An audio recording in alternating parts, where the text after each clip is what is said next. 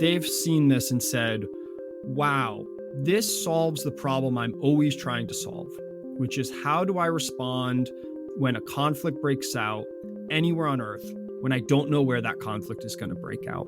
And we're really excited to kind of bring the space domain into the physical side of defense. From the Defense and Aerospace Report, this is The Downlink, a podcast about the intersection of space, the space business, and defense. Not just what's over the horizon, but what's happening above it. I'm your host, Laura Winter. Now, how often have you heard military leaders say, infantry wins battles, logistics wins wars? It's a maxim. It's often attributed to Army General John J. Pershing, commander of the American Expeditionary Forces in France in World War I. But that truism is something that the Joint Force depends on. It's the whole point of the U.S. Transportation Command. And since 2018, the U.S. Department of the Air Force has pursued the means to deliver people and materiel anywhere in an hour through its rocket cargo program. And why, you might ask? Here's an audio clip from October 2020 with Army General Stephen Lyons, then commander of U.S. Transportation Command, speaking to the virtual audience attending that year's National Defense Transportation Association Symposium. Think about 80 short tons, the equivalent of a C-17, moving anywhere on this globe in less than 1 hour. Think about the speed associated with that, whether a small force element or other capability. So thinking about movement of transportation of cargo and people and that speed associated with that. And then think about the ability to bypass what traditionally today becomes a real area of friction, which is traditional access, basing, and overflight, the diplomatic alignment that's required to move very rapidly across the globe. A lot of potential here, and I'm really excited. For this week's episode, we have a startup founder who heard that call. That's Justin Fiaschetti, and he and his friend from Boston University, that's Austin Briggs, they came up with a plan to do what General Lyons was looking for and pitched it 77 days later to Y Combinator. Now, Y Combinator is a venture capital firm that provides seed funding and puts its founders through an intensive 11-week entrepreneur boot camp. They've funded companies like Dropbox and Zapier. They also have some pretty serious space plays. Stoke and Momentous are part of Y Combinator's portfolio. Justin and Austin are members of Y Combinator's June 2021 cohort. Now, fast forward to September 2024, the Air Force Research Laboratory awarded their company, Inversion Space, a StratFi contract worth $71 million. In January this year, Inversion Space launched its first proof-of-concept reentry vehicle, called Ray. And earlier this month, it unveiled its next vehicle, ARC, which, if it works, ARC should deliver supplies to anywhere in the world in under an hour. In fact, Justin, Inversion's CEO, says vehicles that can deliver goods by traversing low Earth orbit have the potential to be as important and disruptive as airplanes were to ocean shipping lines. But before we get to our conversation, huge happy news to share. The Downlink podcast is the 2025 Defense Media Award winner for Best Space Submission. The winning episode is from May this year and is titled, A Fighting Irishman Walks into a Boardroom with the PRC. Check it out. It's a somewhat personal story with strategic implications about lawfare, intellectual property rights, the Chinese Communist Party, and more. Now, something a little dark that I need to share, and it's about the Defense Secretary Pete Hegseth's effort to limit the rights of the free press. This week, most of my colleagues in the Pentagon Press Corps decided to turn in their press badges over becoming a subservient arm of the department. And I'm proud to say that the Defense and Aerospace Report, was among those organizations that did just that. If you want to understand the nuances and risks these new rules pose to journalists, I really encourage you to first read the October 6th memo and then the Poynter Institute's analysis. This situation is not a meltdown. It's also not just about being restricted to a corridor. It's about the simple and necessary act of asking questions. Now, back to this week's episode. Here's my conversation with Justin Fiaschetti. Hello, Justin. Welcome to the Downlink podcast. Thanks so much for having me. Hey, Justin, you're a co-founder, a CEO of a space startup. Why don't we start off with the simple stuff and have you first introduce yourself and Inversion Space? Justin? Yeah, absolutely. And thank you for having me again. My name is Justin Fiaschetti. I'm the co-founder and CEO of Inversion. Here at Inversion, our mission is to make Earth radically more accessible by turning space into a transportation layer. So we build reentry vehicles that are highly maneuverable that can deliver cargo to anywhere on Earth in under an hour. Our first vehicle, we flew earlier this year and had a successful spacecraft up in orbit and is still in orbit. And recently we announced our ARC vehicle. An ARC is about a 4-foot wide, 8-foot tall lifting body reentry vehicle designed to be deployed in orbit with cargo or effects and be called down to any place on Earth in under an hour to deploy those effects or land under parachute precisely for that cargo to be retrieved. A little background on Inversion. We're coming up on 5 years old. We started with my co-founder and I out of a garage where when we realized that space was a great platform for accessing the whole globe, right? It's really great at providing that access just as it does for GPS or internet constellations. And we realized we could do that same thing with physical cargo. And so we decided to start a company to go and build the vehicles needed for global access with physical cargo. And that started out of a garage. Now we're 60 people. We're based in Los Angeles and have a 55,000 square foot manufacturing facility and headquarters with a test site out in the Mojave Desert where we do a lot of our more higher energy testing, if you will. And our next flight is coming up next year. And who is your customer? Yeah, so our big focus is on defense right now. When we think about who needs rapid access to the globe, the first thing that stands out is the DoD, right? If we look at how they currently solve the problem of global access, because you can't get cargo from one place to another faster than about a day, what they do is they dock warehouses and bases all around the globe. And so we have, hundreds and hundreds, potentially even thousands of stockpiles of cargo, effects, vehicles to transport it, people to man it, and it's really expensive. And still, that only lets them access every part of the globe in, call it 6 or 7 hours. And so when we've been speaking with customers, they've seen this and said, wow, this solves the problem I'm always trying to solve, which is how do I respond when a conflict breaks out anywhere on Earth when I don't know where that conflict is going to break out. And we're really excited to kind of bring the space domain into the physical side of defense rather than just the cyber and data side of defense.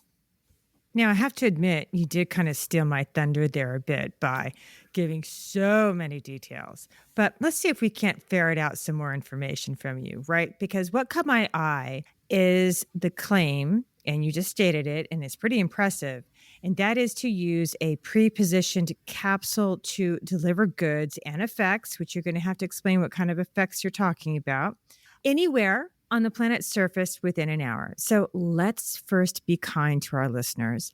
Let's take them through how ARC will work.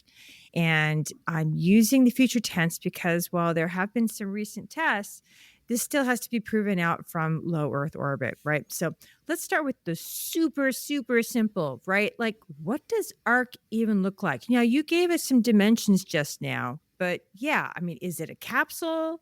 Is it a plane? Is it Superman? Is it a miniaturized version of the space shuttle? Yeah. I mean, what does this look like Let's get the imagination started rolling here.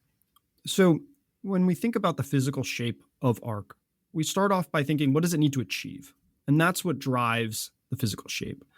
And the key thing that ARC needed to do was be able to maneuver while it was re-entering the atmosphere from space, to cover large areas, be able to land in various different areas back on Earth. And so that meant we didn't want to go with a capsule shape, right? We don't want to just have it look like Apollo or Dragon or something like that, because those don't maneuver very well. And then, so if we push that to the extreme on the other side, you get to a space plane, something like the space shuttle, designed to land on a runway with these big wings and a small cargo bay relative to the size of the vehicle. But it requires a runway, just like you said, right? Exactly. And so that constrains you to landing on a runway, and it makes your volume fraction of payload to the vehicle volume that will fit inside of the rocket fairing poor, right? Because you have these big wings that you have to fit inside. So that brings us slightly back closer to the center between a capsule and a space plane, which the category of vehicle is called a lifting body. It looks like you chopped the wings off of a space plane and squished it down slightly, almost like a wedge shape. And it uses the geometry of the vehicle to generate lift in the hypersonic and supersonic regimes of reentry. So we're about 4 feet wide, 8 feet tall. And you can kind of think about this if you're familiar with X-38, which was a escape pod from the International Space Station. That was the design intent of it. But think about it as like a wedge shape. That's fun and exciting, and it doesn't need a runway. So then take us through a little bit more the step-by-step of how ARC will work, right? Starting from receiving an order from a military customer, say from Transportation Command or Transcom, how will this work? Like, they send you an email, pick up the phone, pigeon, and then what starts working, So let's start a little bit earlier, which is when the customer decides which payload they want to have global access with. That payload is selected, it's received, and it's integrated inside of the ARC vehicle, inside of its payload bay. We button it up and we put it onto a launch vehicle. And ARC is designed to be launch vehicle agnostic and able to launch multiple on a Falcon 9, for example, so that we can easily deploy a constellation. So now we go and we launch them, we spread them out, and now we have an active constellation for a given area that we're trying to cover. Now they sit and they wait. And they're pretty autonomous while on orbit. They're communicating down to the ground. We're constantly getting health checks, that kind of thing, able to maneuver if there's any debris that they might need to make sure they miss. Or so now an adversary who may want to come by and inspect it. Yeah, so ARC being able to maneuver on orbit has a lot of advantages for that. So we have a built-in rocket engine and full 6 degree of freedom control of the vehicle. So whether that is debris or other assets. So now we're sitting on orbit, and let's say there is a need for that payload.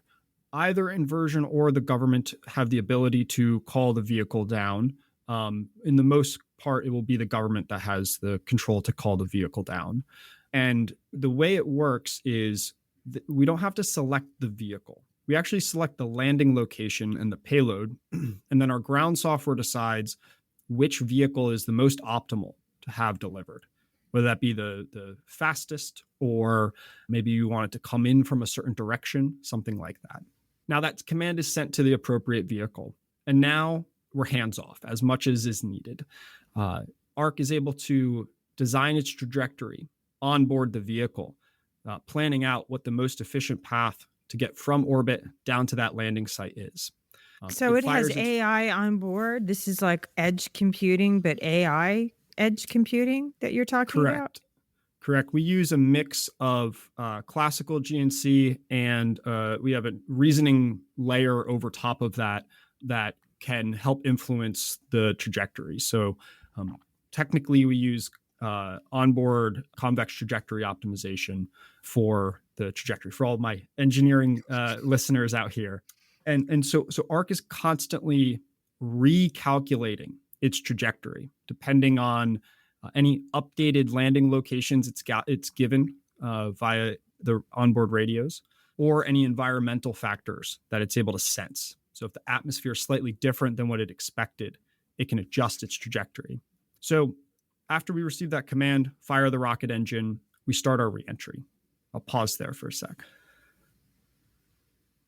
Keep going. Awesome. Oh yeah, no, keep going, because this you know, we need to understand the step by step here, my friend. Right? You know, in the battlefield, for sure is of interest, because when the space shuttle came down, you know, hey, it had a runway, it had drogue chutes, right? I mean, it had stuff to slow it down. What you're talking about is a very different kind of situation in many respects, and in some respects it's kind of the same. But a big one is, yeah, you know, it's got to slow down, it's got to get to where you think it's supposed to be, and it's got to get there in one piece, right? Totally. So keep talking. So starting after we've fired our rocket engine, and that's kind of like how the space shuttle did. It had an onboard propulsion system that kind of kicks it out of orbit. Now ARC starts navigating using aerodynamics, has 4 aerodynamic body flaps that are able to adjust its roll, pitch, and yaw, allowing it to steer and to fly a specific trajectory. So we use those aerodynamics to get to where we need to go, right? Whether that's left, right, down, or forward. Now, once we've kind of gotten through that hypersonic regime, and ARC is kind of constantly slowing down during that, and through the supersonic regime, again, still slowing down using the drag of the vehicle, we pull our parachute.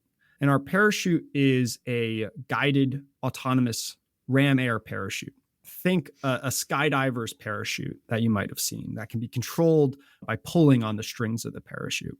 But instead of a human doing it, we have motors, and we have a lot of software and really powerful computing to do so. Now the vehicle uses its onboard perception system to both identify the landing site, reason if it's able to land at that site, and then guide itself down towards that site. So as an example, let's say it's been called down to land on top of a roof for supporting, an injury inside of that roof. If that building happens to be on fire and the people have had to move to a different building, it will be able to say, okay, this is on fire. I can't land there. I need to divert to another reasonable landing site. Where would it be reasonable that they would have gone? Well, they probably didn't go to the building next to it, because that's, going to be really close to the fire, and the fire might jump over. So it will probabilistically determine what the next best landing site is, both in a viable landing. There's not a bunch of trees as an example, but also if it understands its mission, it can then understand where might be the best next spot for me to go land. And so then here's a quick question then. Sorry, jumping in. But so if you're the recipient of said package, said spacecraft, and you're there on the ground, I mean, could you actually interact with it and say, hey, we've moved half a click to the north, and this is where we think is a good spot for you to be, not many, well, there might be trees, but there is a place. Would that be possible? Totally. So ARC is able to receive updated landing coordinates either from the ground or through a satellite communications connection, if that is available at time. That's pretty amazing. I've got to ask, where did the demand signal come from? As in, did someone put out an RFI saying, hey, this is what we're looking for? Or have you had discussions with folks in the U.S. military that have said, hey, this is what we're looking for? Like, who said, hey, we want that? Totally. So at the very beginning of the company, when Austin, my co-founder, and I came up with the idea and started the business, there was one small line in a 500-page BAA from US Transcom that mentioned, and we might be interested in, space or something like that, right? And, to us, starting a company, we were like, full demand signal. Obviously, the government wants this. Let's jump right in, right? Oh, I got to tell you, it was covered in the space, industry press for sure. When that came out, I know exactly what you're talking about. It was like a small little line and all these things, and it got picked up in my world for sure. Okay, Absolutely. So you saw this line, and we started at first to think about it from a first principles perspective of, what type of cargo might be of interest, who might want this, that kind of thing. And then we did the traditional business development path of going to talk to your customer and your users and understanding what their needs are, understanding, where they have shortfalls today and hardships today. And then, working with our engineering team to understand what is the art of the possible that isn't too complex that it's going to take $1 billion in a decade to develop. And there's been a lot of these kind of small features that we've been able to add in based on customer feedback and working with our engineering team that don't drive cost or complexity of the vehicle, but just make it really useful to the customer. And as an example, that ability to communicate from the ground to the vehicle, we already have those radios and that software and the antenna needed to do that on the vehicle for our own sake, for telemetry down to the ground during tests. And so, adding some security and encryption to that lets us allow the customer to have a similar command. And so really talking with customers. And over the last, couple of years, we've seen the Rocket Cargo program from AFRL start talking a lot more about space-based delivery. We've seen budgets start to have specific allocation across the DoD, not just in a single branch, for space-based cargo or delivery. And I think people are really understanding that the space domain can be used for global access and is as much of a step change as introducing the aircraft was, where finally the atmosphere, the air was opened up, the sky was opened up for logistics and transportation. And people are realizing that space will have the same effect in this century as aircraft did last century. True, but we're not quite yet to airports, spaceports, and schedules, right? Mm-hmm. But I really want to get back into your customer and the military intentions of your technology, right? Because, as we have just been talking about, you would want ARC to be able to land in a contested terrestrial environment like a battle, right? You just said a building could be on fire, so there could be hostiles in the neighborhood, right? So as this is the case, then I have to ask this next question, and it's a bit tough, because based on my years in austere environments and environments with hostiles, right? I was in Afghanistan for many, many years. Once the technology hits the ground and the intended recipients acquire the cargo, what happens to the ARC vehicle, right? Iran has been able to see into and learn our sovereign technology because in 2011, it brought down an RQ-170 Sentinel surveillance drone. It was equipped with stealth technology. And I remember this because I was in Afghanistan at that time and working on ISAF headquarters.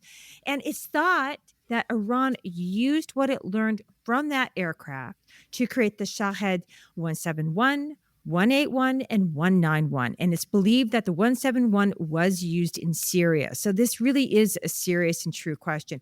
Have you thought about how you will keep your technology from getting into adversarial hands in a battlefield situation? What's the plan? Yeah, so it's something we think a lot about, given that our vehicles are designed to land anywhere, right? We have a unique challenge of being able to, it's a feature and a bug, right? Where we can land anywhere. So that means the vehicle could be anywhere. How do we protect against that? And you can't ask the guys and gals that are there that you've just sent stuff to be able to, stay there and protect it. Totally. Right. And unlike an aircraft that can go back to the base that it was launched from, at least in the early configurations, ARC won't be able to go and transport itself back.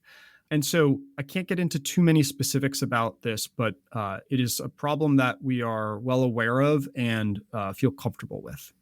So will it self-destruct? I won't be able to get into exactly the protections we're able to put in, but it is very important to us that ARC does not fall into the wrong hands. Okay. I may revisit that with you at some later point because that's, to me, quite interesting. So What are the latest achievements then in reaching operational readiness for ARC? What challenge or challenges were solved in your latest test, which I believe were all conducted here on Earth, right? So yeah, what was the test and what lessons were learned from it? Yeah. So one of Inversion's tenets, our kind of company culture tenets, is to get products in the hands of customers in physics as fast as possible. And what that really talks about is go and test our vehicles, learn as much as we can as quickly as possible. And we started that process for ARC years ago with our Ray vehicle, which is currently on orbit, that was able to test out a lot of the avionics, the flight software, the control systems, the propulsion systems, the ACS systems, separation systems, et cetera, et cetera, et cetera. And we were able to get substantial data and learnings from that feed right into ARC. So there's a lot of heritage going into the vehicle to start. And then we tried to test as much and as early as possible on the ground. Going to space is expensive and highly binary in a lot of ways, right? You build up, and then you get this one test. It's not like an aircraft or a car that you can, do a taxi test and then just lift off the runway slightly and then come back down and then slowly build up to a full flight test.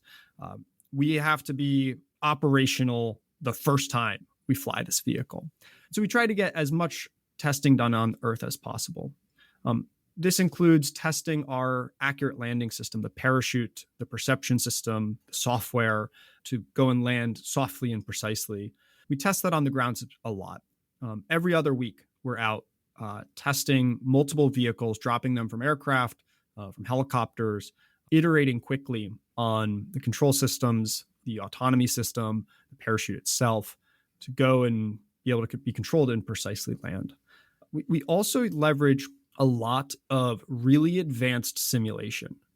We've spent a lot of time building internally some of the most advanced aerodynamic and aerothermal simulation suites that let us calculate and replicate the environments of hypersonic reentry very precisely on the ground. And our strategy involves flight testing early, which means building in a lot of margin on our controller and on the aerodynamics for us to go and fly with high reliability quickly. And so all of this is building up to our first flight test that will happen for ARC next year, at the end of next year. And when you say flight test, you're talking about space flight test. Correct. Yeah. Because it's flown technically, right? Right. Yes. So we will just trying to be exact here. That's all. Totally. So we'll go and fly the full vehicle to space, re-enter through operational conditions, demonstrate the maneuverability and the precision landing. And what quarter will that be in? Just so that we all can kind of tune in here. Yeah, we're targeting the end of the year. So the end of 2026. Correct. Okay. Now, I would be really remiss if I didn't also ask about Ray, right? Because it's your first fully in-house developed spacecraft and re-entry capsule that you actually launched into orbit in January. That's where that heritage comes from that you just mentioned, but it hasn't come back to Earth as planned. Really super quickly, why didn't it come back? And is there any possibility of ever getting it back? Yeah.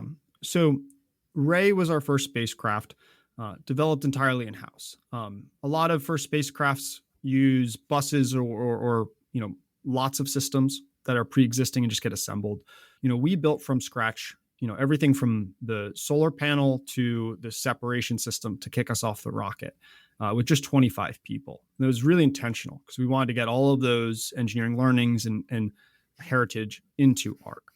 And so we launched ARC in January, able to communicate with the vehicle in under 5 minutes from separation from the rocket and, full control and command of the vehicle. We had a small component failure, a COTS component on the electrical system that meant we could not ignite our rocket engine. And that meant we did not have enough impulse to get us back down through the atmosphere and to land on Earth. We did, though, demonstrate the ability to maneuver on orbit precisely, being able to raise and lower our orbit. And we actually still have substantial propellant reserves, allowing us to have command and control over Ray to date. And we get regular check-ins from the vehicle, and it's still functioning quite well on orbit. Thank you for that, because I was going to quickly follow up and give that and to really, foot stomp the fact that, hey, yeah, I mean, it didn't come back, but it's not like it's just sort of like floating up there, ready to run into the ISS or something, that you have full control and that it has maneuverability and quite a bit of propellant on board. So it can still do quite a few things, quite honestly, right? So let's jump into the business, right? In November 2021, you raised $10 million in seed funding from organizations and angel investors. 11 months ago, in November 2024, you raised $44 million in Series A funding from Spark Capital, Adjacent, Lockheed Martin Ventures, Kindred Ventures, and Y Combinator. Huge accomplishment, right? That totals $54 million. Can you tell us the current valuation? I can't, unfortunately. Boo. All right, fine. Had to ask. All right. But hey, weeks before that last infusion of cash, that was 13 months ago in September 2024, you received an Air Force Research Lab Strat 5 contract worth $71 million. So that's already, I guess you could say, revenue, which I'm sure helped secure that investment. But that means there's a deliverable. Is ARC that deliverable, or is it something else? Yeah. So ARC is that deliverable. But something that's interesting is the Series A was actually closed well before the StratFi award. It just happened that we hadn't announced the fundraise. And so the sequencing was StratFi award announcement, then fundraise announcement. But in fact, the fundraise happened prior. So the Series A was closed prior to the StratFi award. And so we're really proud of that, as well as the StratFi contract we have with the U.S. Space Force. And that will culminate in a demonstration mission of ARC. And speaking of venture capital, something that I've been reading in PitchBook a lot and also hearing from some other VCs, that there is, this fascination or obsession with AI. And it's been raising really the lion's share of deep tech venture capital. I was wondering if that was making things difficult, because the competition is weird. And also the off-ramp is earlier, right? I mean, AI's got a faster off-ramp in space. I mean, you're talking 7 to 10 years, no matter which way you slice it and dice it. Yeah, so I don't think it is. If anything, AI is helping hardware and defense tech companies because, one, it helps accelerate the development timelines and thus shortens the time for returns for venture capitalists. And I also need less money to go and accomplish the same thing. 10 software engineers can accomplish what 50 used to be able to.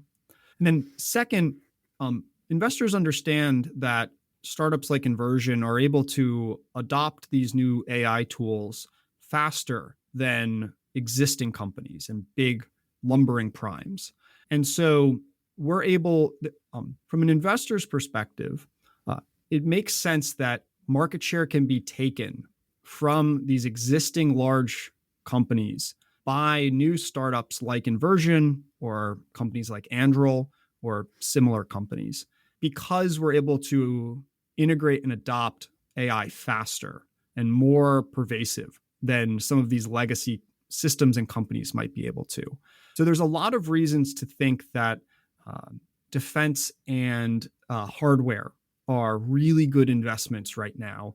And I think we've seen that bear out from recent fundraising announcements across the industry. And so it's really the integration. Like if you are integrating AI, then how should I say, you're a bit more attractive.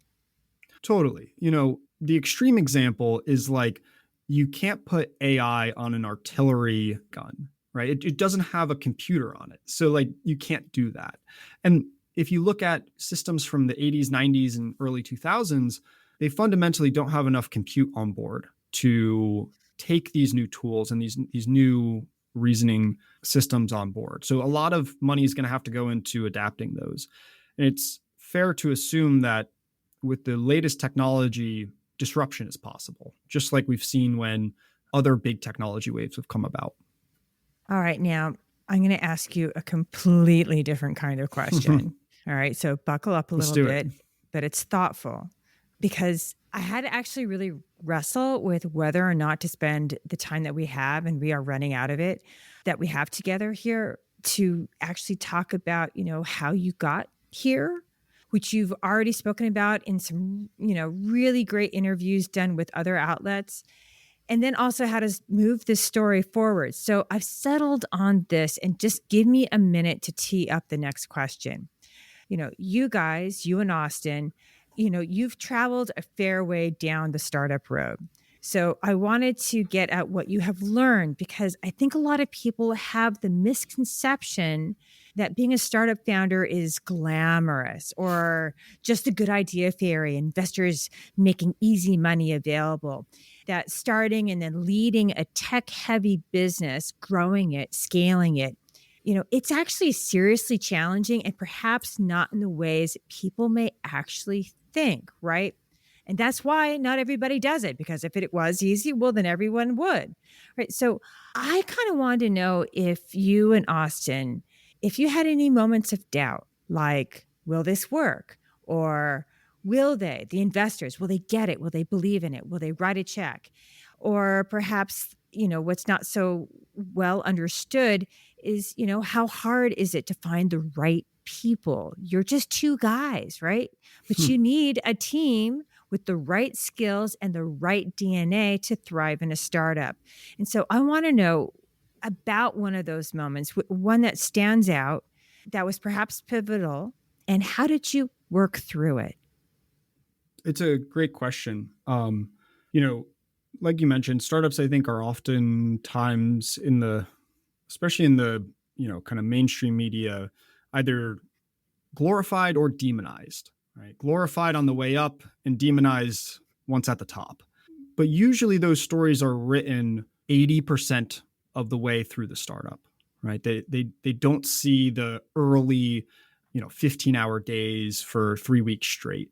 And, from my experience, almost every founder and early employees do that. We would not be where we are today and not have the ability to go where we want to go without our, early employees that put their blood, sweat, and tears into the company, in some ways just as much, or if not more, than Austin and I have. One of the things that we've had, which I think is very beneficial, is both an incredibly strong relationship between us, Austin and I, between my co-founder and I, and an incredibly high confidence and good feedback from customers, right? What we think about a lot is, do our customers love our products? And go ahead. I'm not going to let you get away with going to tried and true statements, because I know them, because I'm asking for something that's special. It's something that I think that you probably share with your Y Combinator cohort. You guys go through moments, you guys and gals, right? I'm talking about your colleagues at Y Combinator. Maintaining momentum, retaining talent. I mean, if you've got some really hot people there, they can be poached into a place that demands 10 hours as opposed to 15 hours a day, right? And then there's another thing that I've read about, and also sort of semi-experienced recently myself, but is loneliness, right? The feeling of being alone at the top. Now, you've got Austin as your co-pilot, that you two are working together, so you've got each other with that, but it's still not easy. And so I'm just kind of wondering, hey, how are you working through these really serious challenges that are the unglamorous side of becoming a successful startup, of becoming a successful non-startup, post-startup? Because this is not easy stuff. And I really think people forget this. Yeah. Like, this is grit, man. So one of the Collison brothers tweeted something that I think really resonated in this, which is, everything you see in the world was a battle to create, whether it was the local park or the movie theater. Like, somebody had to put their time and effort into it, and was a battle. And a startup is much like that, which is, you start from literally nothing. You start from an idea, and maybe you're lucky enough to have a co-founder, and you need to will that idea into existence. It doesn't just happen. There is no, like, the stories of overnight success are far and few between. The stories of, 1 a.m., what the hell are we going to do? We just got this new piece of information. Like, how are we going to navigate this? We've never seen something like this before. This is going to make us change all sorts of plans. Those don't get told all that often, but they happen all the time. At least in my experience, they happen all the time. Austin and I have been lucky, I think, to have each other to ideate with, to lean on, to support when one of us is going through a really challenging time in the startup. Austin runs our engineering team. And so when we were integrating Ray, there were times when we were sleeping in our car outside of the office for 2 weeks straight, right? But that's not that, like, I don't think that's particularly special. Our team was doing that too. And other founders do that all the time, but maybe that's something that's not seen often. When we think about recruiting, we try to target people that are future founders. There are a lot of amazing engineers, but there are much fewer amazing engineers that also could be founders. And the reason we target that have that grit. It's like it's a durability that we look for. It's a determination that we look for. It's a goal and a purpose bigger than oneself that we look for. Because, as a startup, we can't pay as much as Blue Origin, as an example. We can't offer the benefits and work-life balance of Lockheed Martin or Northrop Grumman. But I wouldn't want to work at those companies because I'd be bored as hell. And so let's go find people that also would be bored as hell, not having a mission and purpose greater than themselves. And, I think that's a little bit of what we hope to deliver with Inversion, is something that when our team looks back in 50 years, they can say the world is materially better and different because of the work I put in. And now the globe is more connected and humanity is more connected. And this will go down in history in the same sentence as the airplane, the ocean-going ship, the horse and chariot. To me and to our team, that is something worth not sleeping for, or having to work weekends, or putting our creativity and passion into when there's many other things that we could do. We don't always succeed on this, but we hope to have a culture and a company that can be that inspiring for everybody that's here. And, we stumble and we fail, and we just try to get a little bit better every day to eventually achieve that mission. Justin, thank you so much for making the time to come on the podcast. Thank you for having me. It's been great. That's it for this week. For your daily dose of award-winning defense coverage, listen to the Defense and Aerospace Report with Vago Muradian. And for the maritime domain, listen to Cavis Ships with Chris Cavis and Chris Cervello, and get your air domain news and analysis from the Air Power Podcast with JJ Gertler and Vago Muradian. I'm Laura Winter. Thank you for listening.